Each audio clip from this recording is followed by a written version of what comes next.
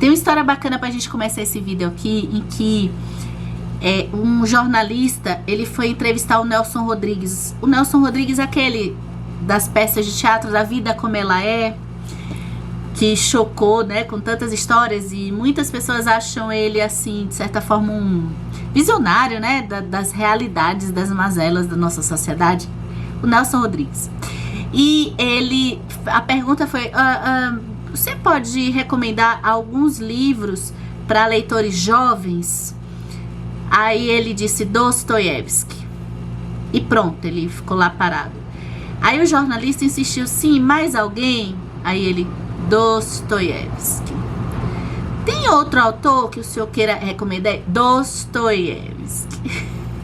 E quando a gente mergulha na obra do Dostoiévski, conhecendo um pouquinho da personalidade do Nelson Rodrigues, deu para entender a mensagem que ele quis passar, né?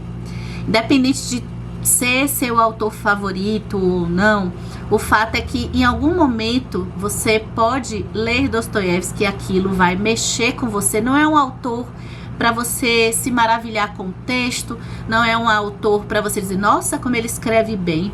É um autor para te desconstruir. Se você gosta disso, vem aqui pro clube, porque Dostoiévski. No vídeo de hoje eu vou comentar rapidamente os livros do Dostoiévski. Eu acho que ele já se transformou, às vezes eu não quero admitir, eu quero ter outros aqui no topo, mas acho que ele se transformou talvez no meu escritor preferido. É aquele escritor que não teve nada aqui que foi mais ou menos que eu li dele. Não teve o escritor que mais vezes, porque eu li bastante, né? Contei aqui, fiquei até assustada. Não tem escritor que deu assim as viradas nessa minha trajetória de vida de leitura como Dostoiévski. Agora, eu não estou dizendo aqui que outros escritores não sejam tão bons ou sejam maravilhosos como Dostoiévski. O que acontece com o Dostoiévski? O Dostoiévski, ele foi o escritor que inspirou diversos filósofos, e ele inspirou, especialmente, acho que foi essa a porta de entrada que me impressionou no Dostoiévski. Ele inspirou Freud, porque ele, lendo as histórias de Dostoiévski, ele foi percebendo que na época não tinha as teorias da psicanálise, mas os personagens, a construção dos personagens do Dostoiévski, a narração das vivências mais emotivas em momentos drásticos da vida desses personagens são narradas com uma precisão como se já existisse até as teorias da psicanálise. Eu estava querendo entrar na literatura russa, e como eu já fiz bastante dicas aqui para vocês do canal, leitores mais iniciantes, que a literatura russa, ela é uma delícia, é uma literatura que ajuda muito a gente, facilita a nossa entrada nesse universo, que é uma literatura que vai nos chamando também para a gente conhecer um pouco de história, assim que a gente vai mergulhando nela. A literatura russa, ela é bacana porque hoje a gente já tem aqui um acervo enorme de livros traduzidos diretamente do russo, que é um ponto positivo.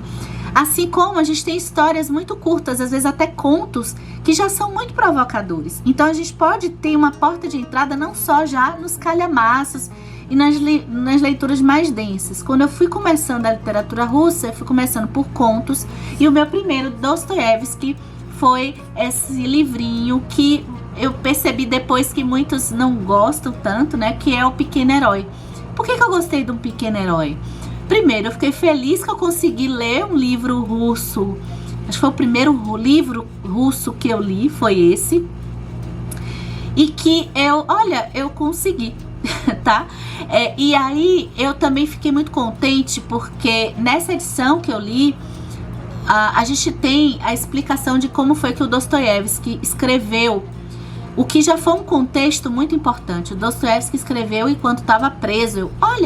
Um escritor que esteve preso. Até então eu tinha referência do Frei Beto, e que tinha um livro de memórias que eu li trechos na época, e que já trazia uma frase que eu fui para um evento que o Frei Beto também estava, quando ele falava que dentro de um cárcere, a escrita muitas vezes salva as pessoas de não enlouquecerem. Quando a gente pega a história do Pequeno Herói, o que mais me chamou a atenção no Pequeno Herói é a história de um menino que Dostoiévski vai montar a sua descoberta, assim, a sua passagem da infância para a vida adulta e sua paixão, assim, idealizada por uma moça. A doçura desse livro me trazia muito como que uma história bela como essa, de amor, como que pode ter salvado possivelmente a vida de Dostoiévski na prisão. Claro que algum tempo depois, anos depois, eu vim saber que também ele escreve sobre a própria vida na prisão, tá? A gente vai chegar lá. Então esse foi o primeiro Dostoiévski que eu li. Assim, foi amor à primeira vista? Não. Foi um livro de cheque, talvez. Um livro que me trouxe um conforto muito gostoso, mas um livro que me trouxe mais ainda a sensação de que era possível eu ir entrando, né, devagarzinho na literatura russa. O caso de amor ficou sério, ou seja, foi um negócio avassalador, quando eu acompanhei um projeto de leitura de um canal que não tem mais aqui, que é o canal da Isa, que se chamava Lido Lendo. Acho que os vídeos antigos ainda tá por aqui pelo YouTube. E ela criou um projeto de ler Dostoiévski em ordem cronológica. Eu tava com outros interesses de leitura e, assim, como quem não quer nada, o primeiro livro publicado do Dostoiévski é O Gente Pobre. Na época eu não li com o grupo, não. Mas o que a Isa fazia? Ela todo mês ia lendo um livro por mês, era uma coisa mais ou menos assim. Eu sou meio complicada com metas, né? Mas ela ia e conversava com uma professora que talvez muitos de vocês conheçam, que é a Raquel Toledo. Na época ela estava estudando mestrado ou doutorado, algo assim, especializada na literatura russa. Eu fui assistir, acontecia no Facebook, eu fui assistir a conversa sobre O Duplo, que foi o segundo livro que elas leram, que está na ordem de publicação, e foi o segundo livro publicado pelo Dostoiévski, que foi assim uma virada, né? O Gente Pobre foi um livro muito... o Dostoiévski foi a primeira publicação dele e ele já ficou famoso, todo mundo amou o Gente Pobre. Já O Duplo foi assim, uma outra coisa dentro de uma coisa de herói, ele já é uma coisa bem psicológica e as pessoas na época não gostaram tanto. Então esse livro sofreu muitas críticas.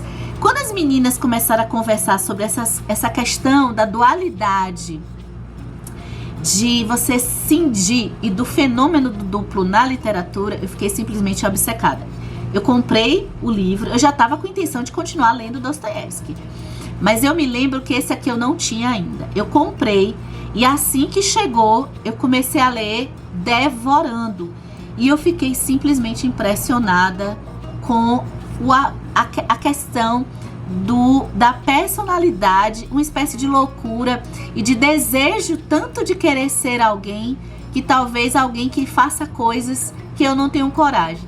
Então daí surge O Duplo. Já completamente apaixonada pelo Dostoiévski, o que eu fui encarar?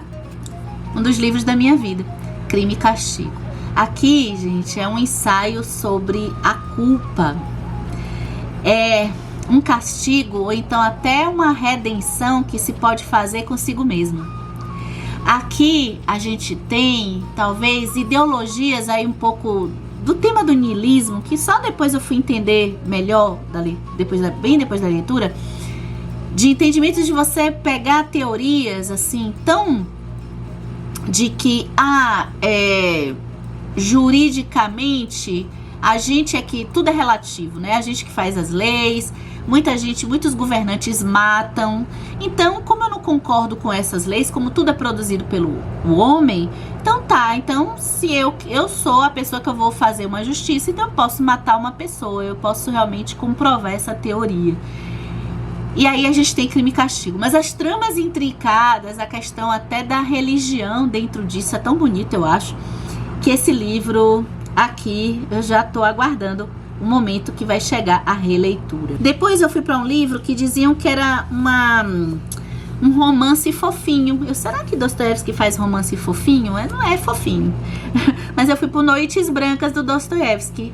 E aqui fica na minha memória o livro em que tem Crime e Castigo vai ter um pouco assim também, mas eu descobri que o Dostoiévski, ele é simplesmente um mestre, o maioral em colocar sensações de pessoas que têm uma insegurança amorosa gigante, né? Que estão inseguros amorosamente, inseguros para chegar numa pessoa que gosta, as pessoas mais tímidas nesse quesito. É incrível.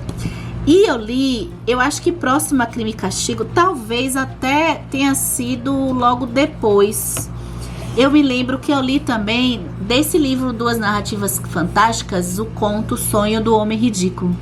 E o Sonho do Homem Ridículo, ele dialoga com Crime e Castigo em uma cena específica. E aqui eu percebi que o Dostoiévski, ele tem a capacidade de fazer cenas ultra emocionantes de pessoas que estão próximas a cometer suicídio por algum desespero momentâneo. Pessoas que estão desesperadas por algum fato trágico que aconteceu em suas vidas. Mas na hora de... existe uma virada de momento. Acontece em Crime e Castigo também isso, né? E essas viradas são leituras que a gente jamais esquece. Eu só fiquei devendo ler a dócil desse livrinho aqui, mas ainda quero ler. No Memória do Subsolo, eu acho que é um livro bem denso do autor. A gente tem aquelas coisas, como tem lá no vídeo pra ele, né? A gente começa a ver num cara que talvez ele esteja falando de coisas que são tão sombrias que é difícil admitir pra si mesmo, né? Então, quem já passou por processo de terapia ou até confissão na igreja, tem coisas que estão dentro, às vezes, de coisas que nós agimos em épocas que a gente não tinha maturidade suficiente, coisas que nós queremos esconder até da gente mesmo, coisas que a gente fala que a gente fez, mas não foi muito bem assim. Memória do Subsolo, porque trata de um cara que ele quer não se importar com algumas coisas, um grupo de amigos de escola que ele vai, assim, ele teoriza na primeira parte bastante sobre isso, sobre aquilo, eu entendo isso, eu entendo aquilo, sobre filosofia, No final das contas, ele é medíocre e até o comportamento que ele se queixa das pessoas fazendo com ele também é uma pessoa que não é muito boa não, porque ele tá tomando certas atitudes com outras pessoas parecidas com essas que ele é vítima, né? Olha, teve um período que eu peguei alguns contos do Dostoiévski na Copa Literária, não sei se foi 2018, a Copa de 2018, acho que foi. A Copa Literária de 2018, se você não sabe, é uma brincadeirinha que eu fiz 2 vezes na Copa do Mundo de fazer uma espécie de embate com contos, né? Eu li alguns contos do Dostoiévski que estão nesse livro aqui, e tem um conto que eu acho até que foi quase um dos vencedores da Copa Literária. Deixa eu me lembrar aqui, é Árvore de Natal, não, é Romance em 9 Cartas. E tem, cadê? Uma Árvore de Natal e um Casamento. Esses 2 contos, eles são o Romance em 9 Cartas e Uma Árvore de Natal e um Casamento, são um negócio assim sensacional, maravilhoso. Aliás, toda vez que eu leio construções de narrativas em cartas, em que muita coisa a gente tem que preencher na nossa cabeça, eu acho de uma qualidade de um autor, é uma arte, né? Conseguir construir histórias somente de forma epistolar. Aí chegou meio que o projeto dos projetos, né? Eu não faço projetos, mas isso aqui, eu tava dizendo, não, vai chegar uma hora que eu vou. Porque eu sabia, eu sei que eu tô lendo aqui meio até fora de ordem, mas eu sabia que eu queria já começar a pensar sobre esse livro em uma primeira leitura. Foi quando chegou Os Irmãos Karamazov. Eu peguei um semestre inteiro, que foi o segundo semestre de 2021, e me dediquei somente aos irmãos. Eu li outras coisas também, mas assim, eu fiquei lendo Os Irmãos Karamazov. Com certeza teve tanta coisa que eu ainda quero retomar aqui, mas esse realmente é a obra das obras. Apesar de no meu afeto estar com Crime e Castigo, eu tenho uma relação afetiva grande com esse tema da culpa,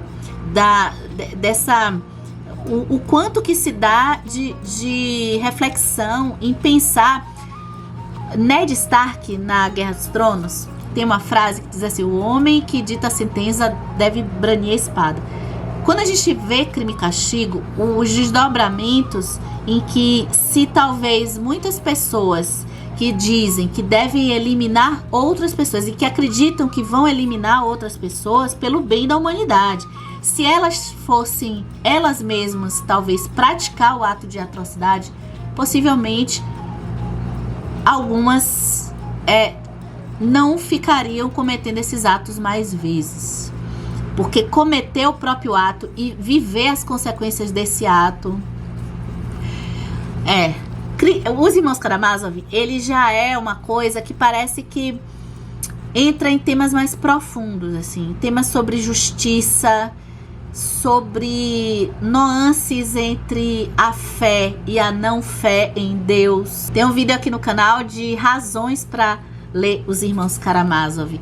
Eu acho que é aquele romance que os filhos, cada filho tem algo pra gente ficar pensando várias vezes, né? Essa coisa da paternidade, da repetição de erros do pai, tem toda uma coisa de uma construção psicológica de precisar matar o pai, que tá até no mito da jornada do herói do Campbell. E tá tudo aqui nos Irmãos Karamazov. Aí, peraí, deixa eu arrumar. Veio um levinho, né? Eu peguei assim uma coisinha curtinha, veio Boboque. Boboque foi nessa leva que eu tava louca por lendo os contos de Machado de Assis. E Boboque é uma delícia, é uma conversa enorme com Machado de Assis. Eu ainda quero fazer relações entre Dostoiévski e Machado de Assis, porque aqui eu comecei a perceber muitas. Entra na ironia, sabe a ironia machadiana? Se você gosta, dá uma chance pro Dostoiévski, porque nessas obras todas a gente já percebe a ironia, mas aqui é um primor, é um conto curtinho, muito engraçado. Essa edição eu recomendo porque tem um contexto, eu acho que o contexto é importante pra gente aproveitar mais esse conto.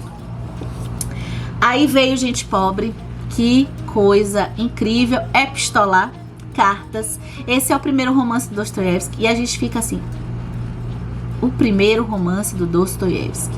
Gente Pobre coloca o tema da pobreza, a visão de pessoas, autores sobre a pobreza até então eram tão estereotipadas, né? Você traz uma nobreza, você traz a complexidade de sentimentos diversos dentro da pobreza, das pessoas que vão sofrer alguma tragédia e estão com debilidades financeiras. É sensacional o cuidado entre essas duas pessoas, a Várvara, lembrei da Várvara, como é o nome? E o Makar, que trocam essas cartas. Gente, sensacional. Aí vem o livro que, puxa vida, olha, é o que tá ainda mais dentro de mim, porque é leitura mais recente do ano passado, que é O Idiota. O Idiota é uma sambada na cara da gente quando a gente pensa que personagem complexo é só aquele personagem que tem maldade dentro dele, como se a gente não pudesse trabalhar a complexidade na bondade humana. Daí que eu sempre falo, quando eu vejo o Idiota, eu sempre penso em como que um personagem aí bem da cultura pop, um herói que eu acho subaproveitado, é o Superman, porque daria para fazer tantas temáticas mais adultas, né? Tipo do Nolan com Batman. E com a bondade, parece que a gente é que não sabe trabalhar a bondade humana. Então, os personagens, não só o Príncipe Mishkin, que tá nessa coisa da bondade, é um personagem muito bom, que se importa com os outros mais do que com ele mesmo. E a gente vai ver a repercussão disso. E os personagens aqui em volta são muito bons também. E esse livro foi um dos livros que eu mais me diverti. Apesar de tratar temas duros, tem uma personagem feminina incrível, que é a Anastasia Filipovna. A beleza pode ser uma tragédia. Porque a beleza pode ser um fardo para uma mulher carregar, especialmente no mundo, sociedade patriarcal machista, né? E aí depois, aqui o mais recente do canal, tem a Anietotka Niedzvanova. Ai, que gracinha esse livro. Poxa, uma personagem feminina muito bem desenvolvida pelo Dostoiévski. na sua formação. Esse aqui é um romancezinho de formação e que tem vídeo fresquinho aqui no canal. Eu adorei, especialmente a relação que ela tem com o padrasto dela, a relação desse padrasto com a música, com o medo, a falta de coragem de ser apenas uma pessoa ordinária, quando alguém só quer ser famoso. E os jogos familiares, relações familiares jogando com a criança, gente, sob o olhar da própria criança. Claro, aqui ele é contado com a Nietótica já adulta, né? Ela já tem uma visão, um esclarecimento mais luminoso da sua infância. É brilhante esse livro. E eu vou falar os livros do Dostoiévski que eu ainda quero ler, e vou falar também de que delícia poder finalmente começar a ler a biografia dele, né? O Dostoiévski, ele tem uma história de vida que nunca eu esqueci quando eu conheci pela primeira vez essa história, assistindo o conteúdo da professora Raquel Toledo, em que ele foi fazer parte de um clube. Ele chega em São Petersburgo e começa a fazer parte de um grupo de leitura, grupo de discussões de várias coisas, arte, música. Depois ele vai fazer ele faz parte de vários grupos, e tem um que é o mais famoso, que é o Círculo de Petrachevsky. Quando ele faz parte desse grupo, esse grupo discute política também. O czar prende porque era ilegal esse tipo de discussão. Que o Dostoiévski, depois que a gente lê a biografia, começa a ler a biografia, a gente vê que, poxa, ele estava ali só pela leitura, coisa. Ele é preso com alguns outros participantes desse círculo. Ele é preso e é condenado à morte. Ele vai ser condenado a fuzilamento. Eu acho essa história tão assim, eu não sei se tem algum filme um pouco com isso. E na hora, assim, é tudo preparado para fazer esse fuzilamento dele e outras pessoas. Só que na hora, poucos minutos antes mesmo do fuzilamento em praça pública, o czar desiste. Ele diz que não vai mais assassinar essas pessoas, mas eles vão ficar presos. E o Dostoiévski vai passar alguns anos numa prisão de trabalhos forçados na Sibéria. Aqui nas obras que eu falei para vocês, a gente vê, por exemplo, o Crime e Castigo, um pouco isso. Até agora acho que foi um pouco essa discussão. Acho que no Idiota tem uma discussão sobre essa coisa de condenação.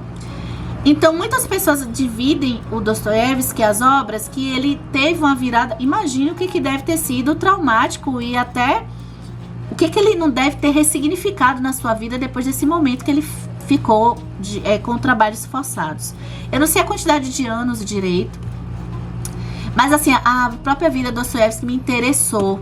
A princípio, eu comprei essa biografia do Joseph Frank, e que eu já sabia que era uma biografia condensada, e ela já é desse jeito. Tá sentindo a situação? Ainda tá no plástico. Só que aí eu falei assim, eu vou pegar. Eu gosto tanto de entrar nesse mundo da Rússia, eu passei a gostar muito por conta do Dostoiévski e do Tolstói, que eu vou dar uma chance. Eu vou comprar a biografia original, que tem vários volumes. Eu vou comprar só o primeiro, que é essa aqui, que eu já comentei aqui no canal, pra ver se eu gosto. E eu simplesmente me apaixonei. Não tem, o Joseph Frank é um tremendo de um biógrafo. Aqui a gente pode entender melhor muitas obras do Dostoiévski, porque aqui, nesse primeiro volume, até ele ser preso, o momento da prisão dele foi um momento que me emocionou. Lá na tag dos 50% eu falei, né? Então, eu me apaixonei por essa biografia, e só que assim, poxa, é um investimento financeiro grande para você completar a coleção toda. E eu tô com mais dois aqui, dessa mais extensa, mas eu quero também, eu não vou querer me desfazer dessa aqui. Então, eu acho interessante a gente, quando vai gostando de um autor, a gente quer saber um pouco sobre a vida dele. Eu tenho medo de me descer, até agora não, claro que ele não é uma pessoa é a pessoa que eu tô admirando. Não, continuo admirando ele como escritor, mas ele é um cara que ele gosta muito, ele tem um certo orgulho, ele tem uma certa soberba, ele meio que se acha o máximo, né? Então eu acho que é pra ele, pensando que de uma leitora que encantada com a obra dele. Eu entendo porque que ele se acha o máximo. Talvez ele esteja vendo a verdade, que ele é o máximo. E o que que tem mais aqui pra gente terminar esse vídeo? O que que tem aqui pra eu ler do Dostoiévski? E eu quero, antes de mostrar, fazer um pedido para que você que já leu Dostoiévski há mais tempo, ou já leu alguns desses livros do Dostoiévski que eu não falei aqui, é a hora de você me ajudar, tá? Escolher se tem livros do Dostoiévski que aqui eu acho que a obra não tá completa. Eu não sei se é tudo dele que eu queria ler, eu não sei, eu ainda não li nenhuma crônica dele, ainda tem contos desse livro que eu mostrei que eu quero ler. Mas eu tenho aqui uma pilha que eu preciso dar conta ainda nos próximos anos. Então vamos lá. Eu vou começar com um livro que eu tenho um tempinho, fico adiando, que é o Escritos da Casa Morta, que é sim aqui que ele fala sobre a questão da prisão, a perda de sentido. Eu sei que tem uma partezinha, acho que eu já li na internet, um trecho que eu acho belíssimo dele pensar o sentido de alguém que tá... Parece que a vida acabou porque está fazendo trabalhos que não sabe nem para que aquele trabalho serve, né? Bem, eu não li ainda, mas eu acho que talvez seja um dos próximos.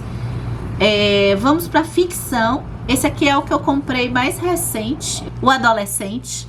Eu até então achava que eu não ia querer ler, mas Dostoiévski, eu acho que tudo vai valer a pena.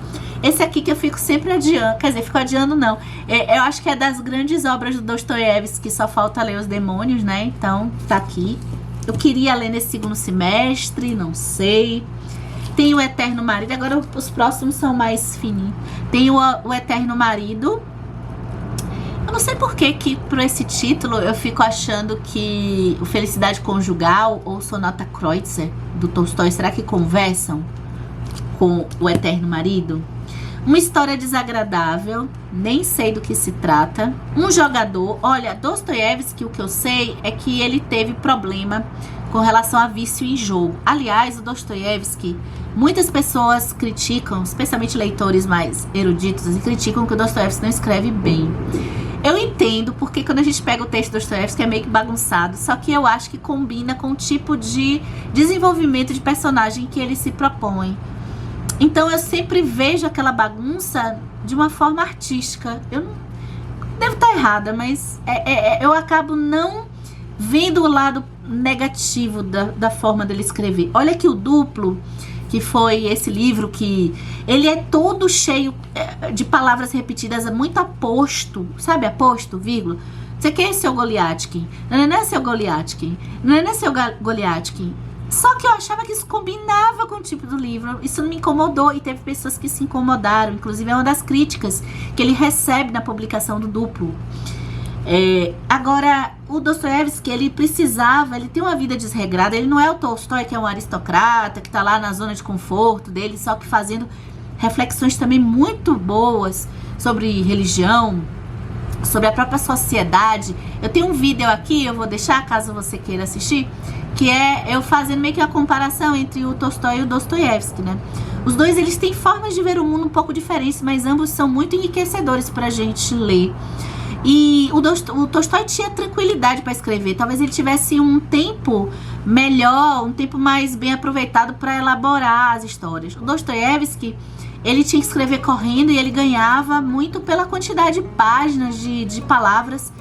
Então ele usa um pouco isso. Agora imagina que um homem desse faz isso. Será que se ele tivesse uma vida certinha, ele ainda ia ser melhor? Talvez não. As circunstâncias muitas vezes negativas da vida pode trazer efeitos positivos também. Um jogador... eu quero falar também que o Tolstói, ele tem um conto que se... como é que é o nome? Eu não vou lembrar. Eu vou pegar depois e botar nos comentários ou aqui no box de informações. Que é um conto sobre vício em jogo. É um personagem que vai se viciando em jogo. E eu só lembrava do Dostoiévski. Só lembrava. E aqui eu acho que deve ser o tema do jogo. Humilhados e Ofendidos. Eu acho que esse é o mais recente que eu comprei. O Adolescente veio no começo do ano. Foi esse. Humilhados e Ofendidos. Esse aqui eu soube que é uma comédia bem legal, que é a aldeia Stepanchikovo e seus habitantes. Parece que é comédia. Ai, será que é no estilo Boboque? O Crocodilo e Notas de Inverno sobre Impressões de Verão. Nem faço ideia. Não sei se é ficção. Acho que é não ficção, né? Olha, eu acho que a gente pode terminar o vídeo em homenagem a Dostoiévski. Eu sei que tem pessoas que não gostam do Dostoiévski. O que eu diria era que talvez em outro momento da vida buscasse ler alguma coisa sobre, ou até buscar ler textos de pessoas que estudam, que gostam dele, porque talvez possa fazer você dar uma chance pro autor. Eu acho que entra eu vou fechar com a frase do Nelson Rodrigues. Se tem aquele autor que tivesse que todo mundo ler em algum momento da vida e pensar sobre ele, Dostoiévski.